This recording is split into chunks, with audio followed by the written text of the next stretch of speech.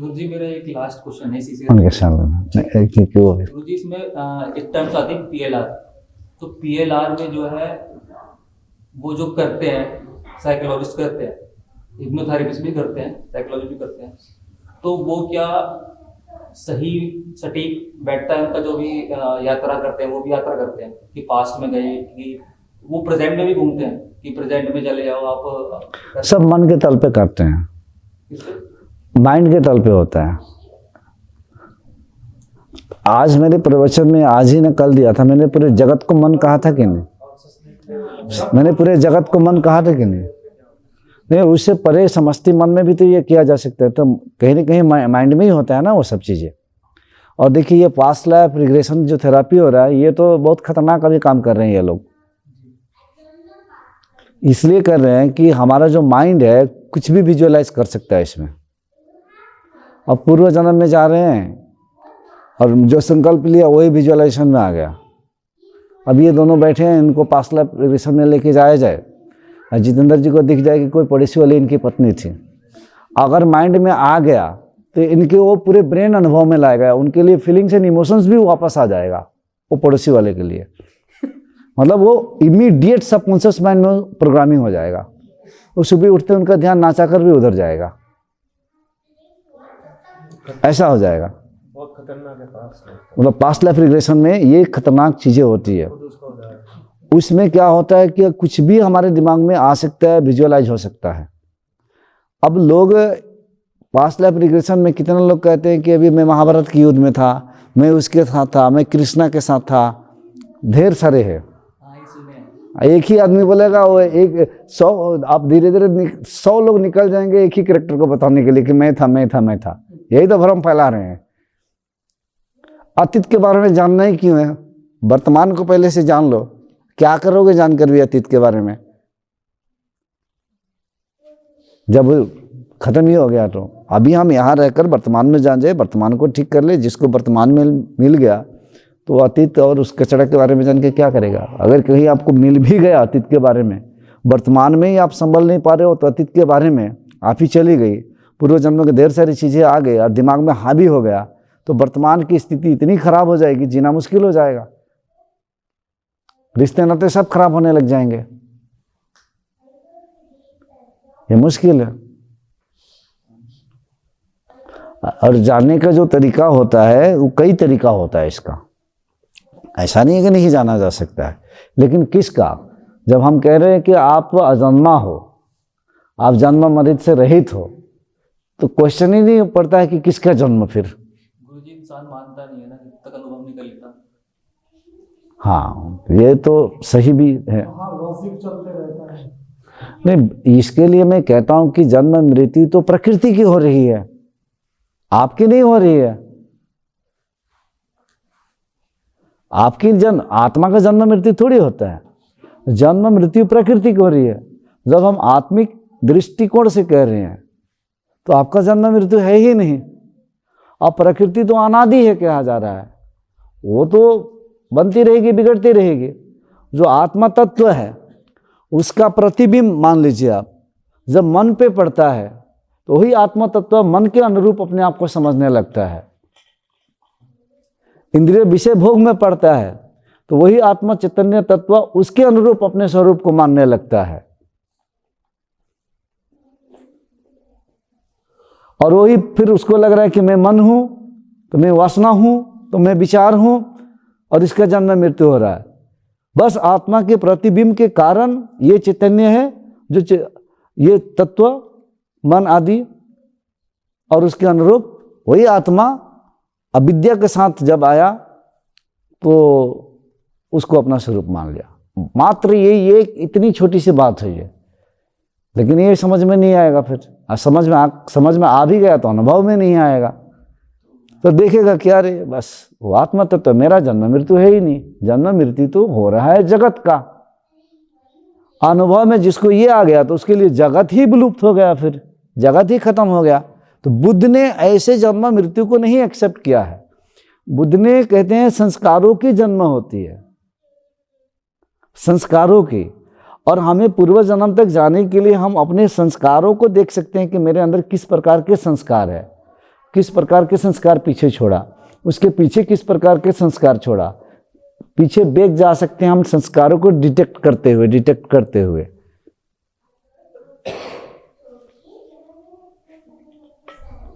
ऐसा होता है। या कई तरीका है आपका अभी की जो मान लीजिए आप तंत्र मंत्र की ओर ज़्यादा आकर्षित होते हैं, तंत्र मंत्र वाला भूत प्रेत के ज़्यादा फिल्म देखते हैं, इसका मतलब है इमीडिएट 1-2 लाइफ जो आपका आ रहा है वो उधर से आ रहा है, वो अभी भी चेतना वो जागृत है आप में, उधर आप ज़्यादा आकर्षित हो रहे हैं। जानवरों के प्रति ज़्यादा आपका आकर्षण है, उनके साथ खेलना झूमना गाना जो भी हो, इंसानों के प्रति भी नहीं, तो बहुत जल्द उसकी चेतना आप में अभी भी वो जागृत है। ये आप खुद देख सकते हो। हम अपने संस्कारों से भी, चेतना से भी और कनेक्शन से भी, आप अभी जब यहाँ तक पहुँचे हैं, यहाँ बैठे हैं, तो हम पीछे जाएंगे आप अपने घर तक, स्थूल घर तक, तो पीछे जा सकते हैं। इसी तरह हमारे मन की जो यात्रा है, संस्कारों की जो यात्रा है, उसको ढूंढने लगते हैं तो भी मिलने लगता है। जैसे आप लोग यहाँ बैठे हैं, क्यों बैठे हैं? कहीं न कहीं आप सभी के जो पहले के जो गुरु थे, ध्यान देना है, उनकी वाणी, उनकी चेतना कहीं न कहीं अभी के साथ वो मैच करता था, उसीलिए वो चेतना कहीं न कहीं आप में था, वही एनर्जी खींच के फिर यहाँ लाई है। नहीं तो नहीं आ सकते थे आप, वो आकर भी भाग जाएंगे। मैंने आपकी वीडियो देखी थी जब भारती ने मुझे भेजी थी कि तू देख, अब मैं बैंगलोर से आना अकेला, मुझे भी लग रहा था, मैं ऋषिकेश ऐसे आके कभी रही नहीं, तो लग रहा था कि कैसे जाऊंगी और क्या करूंगी। बट जैसी वीडियो देखना शुरू किया, मुझे ऐसे लगा कि जैसे मैं इनको तो जानती हूँ, मैं यहाँ जाना ही जाना है।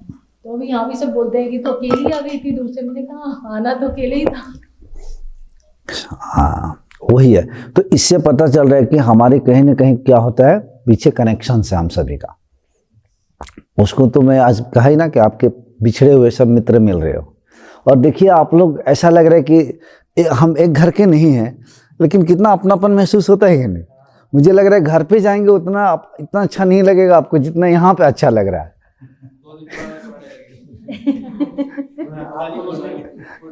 पूछे ना कि कौन कौन नए आए हैं, तो आखिरी में बोले बहुत पुराने हो।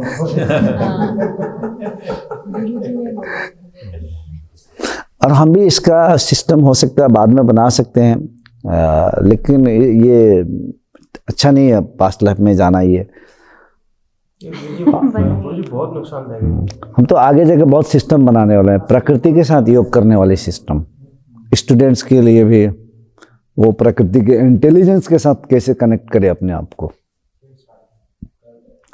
नहीं तो दुनिया अभी तक जितना दिया उसी को हम रट्टा मारने में लगेंगे। इसको तो मारो ही रट्टा, इसके ऊपर जाने के लिए भी तो हमें डायरेक्ट उससे कनेक्ट होना पड़ेगा। तो वो चीज़ें सभी बनाई जाएगी। मेरा शरीर रहे या ना रहे, लेकिन एक सिस्टम क्रिएट हो जाएगा और इतने सारे बन जाएंगे, तो वो फिर थोड़ी मानेंगे। आप जैसे पूरी तरह से निरोध हो जाओगे तो कहने की जरूरत नहीं है। आपका वो उस प्रकार की ऊर्जाएं प्रवाहित ही होगी कि जो फंसे रहेंगे, जहाँ भी रहेंगे, तो ऐसा लगेगा कि मतलब बिना मतलब का उसके पीछे आप पड़ जाएंगे। जैसे कि आपको दुनिया का सबसे बड़ा गोल्ड मेडल मिलने वाला है आपको, आप पूछेंगे क्यों उसके पीछे पड़े हो, लेकिन आपको भी पता नहीं, लेकिन पीछे पड़ जाओगे। आप लोगों को भी ऐसा होता होगा। देखिए आपका आसपास में कोई, आप जैसे जैसे मिलते चले जाएंगे, जितने अपने करीब आते चले जाएंगे, देखिए आप जितने आत्मा से दूर जाएंगे उतने माया विषय भोग में लिप्त होंगे, और जितने इसके करीब आएंगे विषय भोग में लिप्त होते हुए भी आप स्वयं में विद्यमान रहेंगे, लिप्त होते हुए भी लिप्त नहीं रहेंगे। अब कोई कहेगा कि विषय भोग से हम भाग सकते हैं, कैसे? खाना तो खाओगे, ये भी तो विषय ही है। श्वास ले रहे हो, ये भी तो विषय ही है। हवा ले रहे हो, सब यही तो विषय ही है। कपड़ा पहने हो, ये भी तो विषय ही है। आँख नाक कान, ये भी तो विषय ही है। सब कुछ प्रकृति है, इससे कौन बच सकता है? कोई नहीं बच सकता। ये असली ज्ञान नहीं है कि इससे भाग सकता है। सब इसी में रहना पड़ेगा। इसमें रहते हुए सब विवेक चाहिए। एक लड़का ने मुझे फ़ोन किया, उसका नाम अभिजीत है। उसने आया उसने फ़ोन किया मुझे, गुरुजी मैं 2 शिविर कर चुका है, उसकी अवेकनिंग भी पहले ही शिविर में हुई है, लेकिन अभी निरोध चल रहा है उसके अंदर, मैं परेशान हूँ। कह रहा है थोड़ा सा, क्या क्या परेशानी का कारण क्या है। अब वो फ़ोन नंबर ले लिया है तो अब फ़ोन कभी मैसेज कर देता है तो मैं भी समय निकाल के कर लेता हूँ, लेकिन आप लोग ऐसा मत सोचिएगा, ठीक है। वो पुराना है, अब ना भी करो तो उसको थोड़ा सा दुख लग जाएगा। तो कह रहे कि हमें डाउट भी हो गया कि परेशानी क्या होगा, कुछ होगा। फिर अभी नया यंग लड़का है तो यंग लड़कों को तो परेशानी ज़्यादा क्या होता है, या तो पैसा या तो लड़की यही 2 होता है और ज़्यादा तो कुछ होता नहीं है।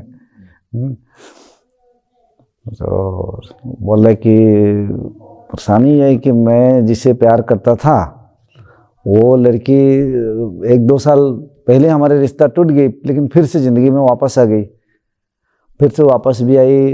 अभी वो देहरादून में, देहरादून भी आई, उसके बहन के साथ में भी हमने सब घुमा फिरा, फिर वापस चली भी गई। तो थोड़ा सा दुख लग रहा है, ध्यान छूट गया, मन विचलित है। तो मैंने उसको समझाया, बहुत बातें समझाई, अब रिपीट नहीं करना चाहता हूँ, मेन बातें बताऊंगा आपको। कई बातें हुई तो फिर कहा कि मैं सोचता हूँ कि अब उसको मैं छोड़ ही दूँ, बिल्कुल मैं भी उसके साथ कोई दोस्ती ना रखूँ, दोबारा भी आए कुछ भी करे तो हमें पूरा ये विषय भोग या स्त्री ये सबसे बिल्कुल दूर चला जाऊँगा, ऐसा कुछ कहा। और अपने शेयर मार्केट के बारे में कहने लगे कि शेयर मार्केट भी करता हूँ, तो ऐसा कभी दोस्तों को करता हूँ तो उन लोगों को फ़ायदा हो जाता है, मेरा कम होता है, पता नहीं क्यों। मैंने बोला ये तो तुम्हारा पर्सनल है, सीखो, करते रहो। फिर कहने लगा कि मैंने कहा कि तुम लड़कियों से कहाँ कितने भागोगे, कोई भाग सकता है लड़कियों से, स्त्रियों से? ये शरीर भाग भी गया, लेकिन तुम्हारे अंदर में जो स्त्री जागृत है उससे कैसे भागोगे? और स्त्री के अंदर में जो पुरुष जागृत है वो कैसे भागेगा?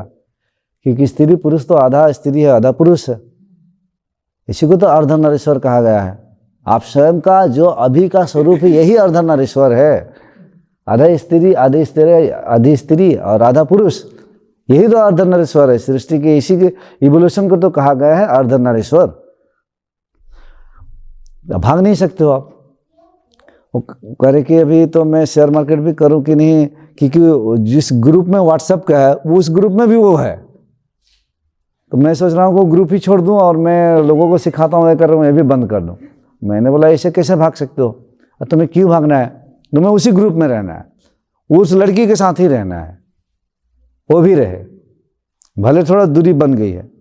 मैं भागने को नहीं सिखाता हूँ, मैं जागने को सिखाता हूँ। तुम साथ साथ रहो, हो सके तो और पास आए, पास रहते हुए उसके साथ रहो, लेकिन भीतर से जागो। घूमते फिरते हुए भी होश में रहो कि उसके प्रभाव तुम्हारे भीतर क्या पड़ रहा है, ये विवेक बनाए रहो। तुम कितने भागोगे, तुम्हें जागना है। तुम 100 स्त्रियों के बीच में भी रहो, लेकिन तुम जाग कर रहो। जाग जाओगे तो तुम्हें भागने की जरूरत नहीं है। उसमें क्या खराबी है, परेशानी है? वो अपना आएगी, घूमे फिरेगी, उससे तुम भागोगे, कोई और आएगी, उससे अब कहाँ भागोगे? कोई और आएगी, आंखों के सामने कोई ना कोई तो पड़ ही जाएंगे। आंखों से पढ़ेंगे तो आंखों से तो वो छवि तो भीतर जाएगा ही, हृदय में चिंतन मनन तो चलेगा ही, भाग नहीं सकते हो। तो बस जागो।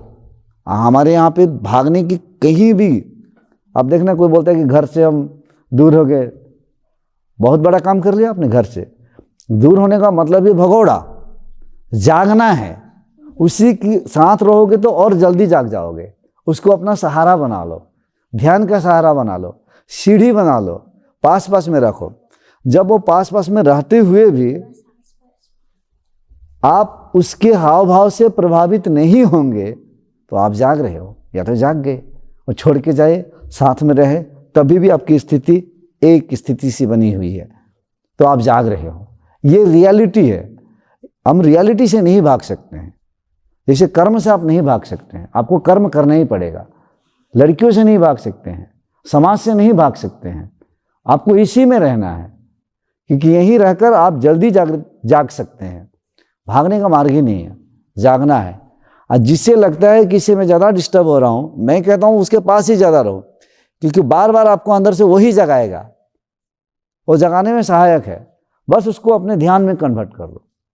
जैसे ही लग रहा है कि उसे कुछ डिस्टर्ब हो रहा हूँ, मेरा मन उधर जा रहा है, तो मन के पीछे खड़े हो जाओ, देखो आंतरिक जगत में क्या हलचल मच रहा है, एक एक चीज को ढूंढो, जानो, देखो क्या यहाँ चल रहा है, क्या बाजार चल रहा है, क्या मार्केटिंग चल रहा है, क्या भीड़ चल रही है, हो क्या रहा है अंदर जगत में। देखना स्टार्ट कर दो, जानना स्टार्ट कर दो, जागने लग जाओगे। इतना जाग जाओगे कि आमने सामने की कोई भी चीज चूक करके भी थोड़ी सी छू नहीं पाएगी एक दिन। तब किसी के भी साथ रहो, आप मस्त रहोगे। वो अभी जिंदा है, कल मर जाए तो भी प्रभाव नहीं पड़ेगा आप तो। वही मुक्ति मोक्ष है, वही मुक्ति है। अब कितने स्त्रियां सोचेंगे कि उनका टेंशन होता है, कुछ तो ऐसे वीडियो में सुनने को देखने को मिल जाता है, मेरे मरने पे आप नहीं रोएंगे। हाँ, मतलब उनको लगता है कि मेरे मरने पे नहीं रोएंगे, इसका मतलब ये प्यार नहीं करते हैं मुझसे। जब तक जिंदा है तब तक रो रहे हो, ठीक है। अब मरने पे क्या रोएंगे आप? जिंदा है तब तक रुलाओ, ये ठीक है। मरने के बाद रुला के क्या करोगे आप? जीवित तक रुलाओ, है ना, अपने प्यार मोहब्बत से। ये है, तो ऐसा बात कहता हूँ तो और भी स्त्री लोगों को लगता है कि मेरा कुछ सहारा ही टूट जाएगा। ये तो बोल रहे हैं कि मर भी जाए तो दुख नहीं होगा, और वो चाहते हैं कि मेरा पुरुष हमेशा मेरे प्रति दुख करे हो, और दुख नहीं कर रहा है इसका मतलब है मुझे प्यार नहीं कर रहा है। स्त्रियों का सबसे ज़्यादा ये डर रहता है, क्या उनके अंदर में एक रहता है, ये तत्व है कि मुझे सब प्रेम करे, मुझे सब प्रेम से बुलाए, मुझे कोई इग्नोर ना करे, तुरंत दुखी हो जाती है। इसलिए स्त्रियाँ एक तल पे बहुत कमज़ोर है। वो प्रेम के चक्कर में ढूंढ रही है, वो भी प्रेम है, उसी निस्वार्थ प्रेम को, लेकिन लगता है सारे परिवार, मेरे पति, मेरे माता पिता सब मुझे प्रेम करे, कोई मेरी इज्जत के बारे में कुछ ना बोले, इग्नोर ना करे, मुझे डांटे ना। ऐसा करेंगे तुरंत रोना गाना स्टार्ट हो जाता है, जिससे गुरु माँ भी है। एक दिन में कितनी बार रोती थी कोई ठीक नहीं है।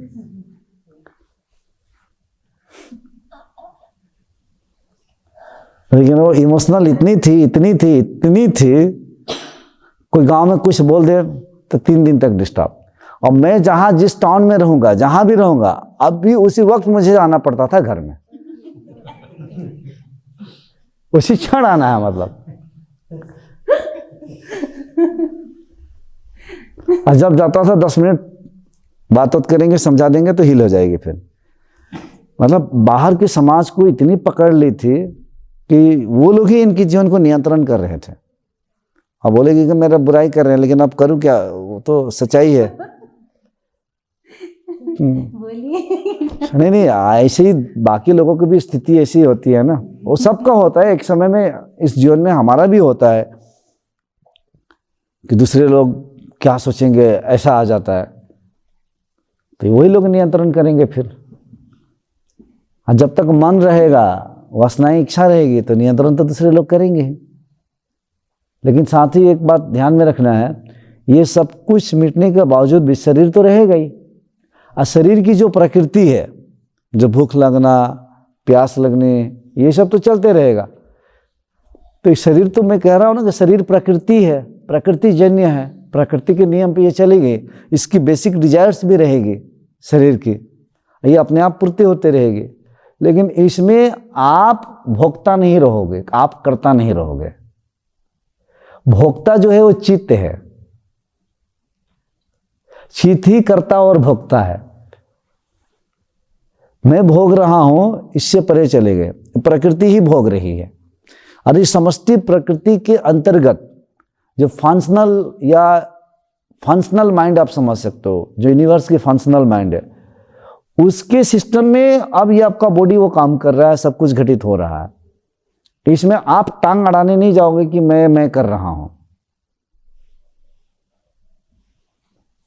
ऐसे तो लड़ाई झगड़ा अगर करना चाहे कोई साधक तो हम किसी से भी कर सकते हैं। अगर कृष्ण सामने होते तो भगवत गीता उठाकर मैं ही प्रश्न पूछ देता तो उनसे भी लड़ाई झगड़ा हो जाता। अगर आप भी कर सकते हैं, क्योंकि कई ज्ञान में वैसे हो जाता है, जिसे कि अर्जुन को कहते हैं, अर्जुन तुम अपने गांडी उठाओ, लड़ना है तुम्हें, कहते हैं कि नहीं, उसको मारना है तुम्हें, धर्म का काम है ये।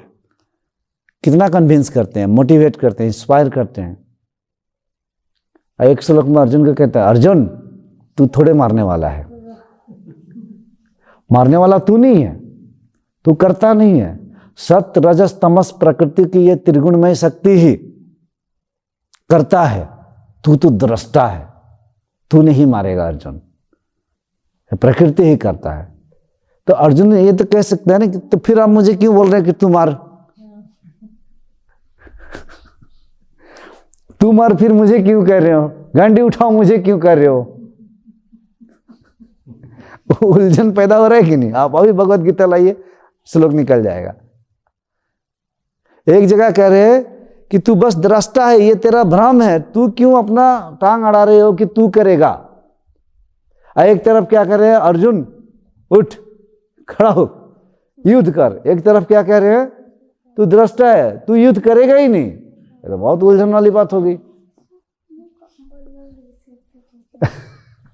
आत्मा और चेतना में भी उनका ही है। एक जगह से वो आत्मा की दृष्टि से कर रहे हैं, आत्मिक दृष्टि से कह रहे हैं, वो तो सही है।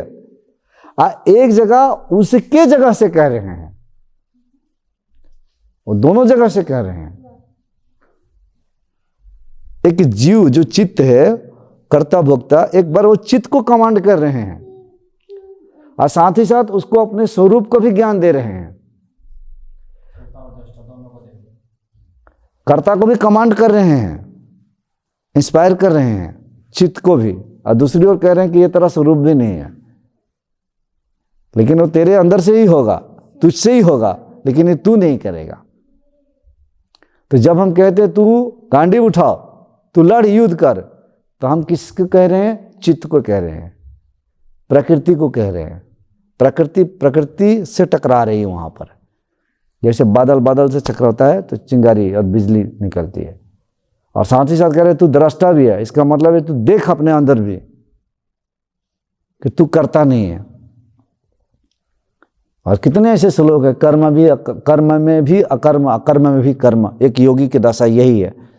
तो वही तो हम भी बता रहे हैं कि योगी की दशा वही है, कर्म में भी अकर्म, मतलब योगी बोल रहा है, कर्म कर रहा है, घूम रहा है, फिर रहा है, सब कुछ ये कर्म है, लेकिन भीतर क्या है उसका, अकर्म, कि वो अंदर से वो कर नहीं रहा है। अब फिर साधक के लिए फिर कह दिया गया अकर्म है, मतलब उसके लिए अकर्म है, योगी के लिए भी अकर्म है, लेकिन वो ऐसे ताली बजा रहा तो बज भी रहा है, तो फिर अकर्म में कर्म। और साधक की दृष्टि से कर्म में आपको कर्म लग रहा है, लेकिन उसके लिए अकर्म, वो कोई उपकार का काम नहीं किया है। आप बोलते गुरुजी बहुत उपकार कर दिया, लेकिन उसको महसूस ही नहीं हो रहा कि कोई उपकार का काम किया है। तो अंतिम फाइनल स्टेज ये होती है, उसको पता नहीं चलता है। यही अद्भुत है, यही अंतिम सत्य है, यही निर्वाण है, नहीं मुक्ति मोक्ष भी नहीं है। तो इसके लिए ना सारा कुछ छोड़ने की जरूरत नहीं है, आपको जागने की जरूरत है, बस ये ध्यान रखना है। हमें छोड़ने की जरूरत नहीं, क्या है, जागने की जरूरत है, बस जागना है। अवेयरनेस, अब अवेयरनेस कहो, जो भी कहो, जागो, लेकिन आप घर और अगर कोई बोलेगा मैं घर से भागूंगा, तो मैं कहूँगा तुम अपना श्वास लेना भी छोड़, खाना पीना भी छोड़। फिर और ये घर से भागोगे तो किसी दूसरे घर का सहारा लोगे, घर से कैसे भागोगे, नहीं भाग सकते हो आप। दुखों का संन्यास, अज्ञानता का विनाश भीतर से करना ही यही संन्यास है, यही संत है। संत कोई ऐसा कपड़ों उपड़ों में नहीं बन सकता, अपने अंदर के विकार को, अज्ञानता को मिटा दिया, शांत हो गया, वही संत है। संन्यास यानी कि हर प्रकार की इस अविद्या को, दुखों को त्याग कर दिया, कि बाहर में त्याग नहीं, ये त्याग कर दिया। वो तो एक मार्ग है वो, लेकिन अभी सन्यासी असली बना नहीं है। असली सन्यासी जो कि इन सारे चीजों का त्याग हो गया, मिट गया उसका, वही है।